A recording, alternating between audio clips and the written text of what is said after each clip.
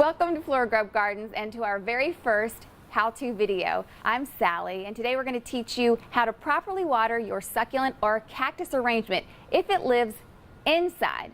So what is an inside succulent arrangement? Well, it's a lot of things, but specifically what we're talking about today are the ones that do not have drainage. See, there are no holes here for the water to escape. And you may ask yourself, what's the point in that? Well, there is good and bad. The good is that no water is going to run off onto your surfaces and, say, ruin your antique coffee table. The bad, if too much water gets in there, your roots are going to rot and your plants are going to die. But we're going to show you how to keep that from happening. And you have two options, using a shot glass or a spray bottle. If you've ever been to the store, you've certainly met Heather. And now I've heard you mention that it's the setting, right? Yes, definitely. A lot of times people think when I say water with a spray bottle that it means to spray your succulent. That actually isn't helping it. It's not hurting it, but it's not really giving it enough water that the roots can really soak up something. Right. So what you want to do is you want to make sure you've got your spray bottle on the stream setting. And I'm just going to kind of hit all the way around the base of it.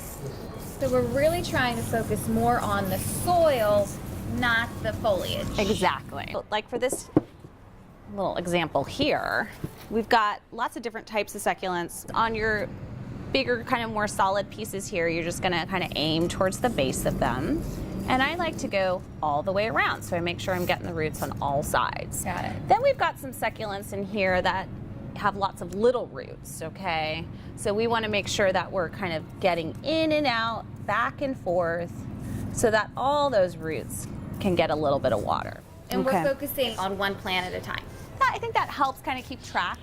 Okay, and about frequency, how often would you do this? So your number one goal is to let the soil completely dry out before watering again. On average, that means watering About once every 2 weeks. Okay. But that can kind of vary depending on the temperature of your home and whether or not you have direct light or a low light situation. If it gets direct sun, it will dry out quicker. And if it gets only bright filtered or indirect light, it might take longer to dry out. So your best bet is to use some sort of instrument to test the soil. Here we'll use a paintbrush. And just like baking a cake, stick the paintbrush in. If it comes out clean, it's ready to water.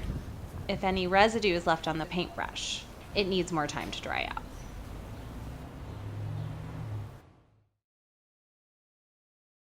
Evan's here to show us how to use the shot glass method. And Evan, we start kind of with the measuring. That's part of it, right? Yes. The mission here is to measure your water to make sure that we know how much water is going in and that there's not a lot of water sitting at the bottom. There's two ways of doing it. One is to do it with a plant that has not been potted yet, so with an empty container. The other way is to do it with a plant that's already been potted. If your plant is already potted, you can find a similarly sized container in your house. As you can see, these two are pretty close together. And just do the same method. Step one, we're going to fill our planter, our empty planter, 1/8 of the way with water. The reason why we're only doing 1/8 is because what we want to make sure is we're not having all these plants sitting in a large amount of water. Step two, pour that water into a measuring glass and take note of that amount of water. Okay. How much did we end up getting? So a little more than a cup or 8 ounces. Now you know every time I water you, it's only a little more than a cup. Yeah. Now, get your shot glass, and this is important so you water evenly.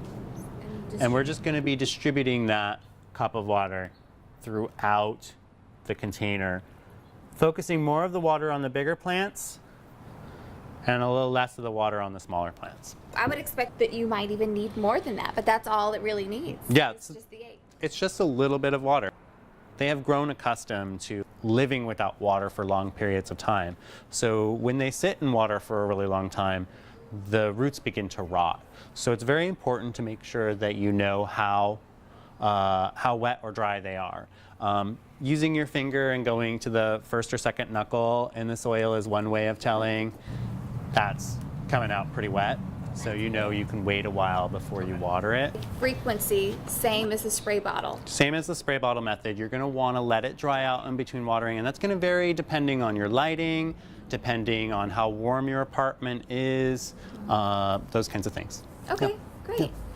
Well, Evan, thank you so much. Thank you. It was my Learned a pleasure. ton. Thank you. And that's how you do it.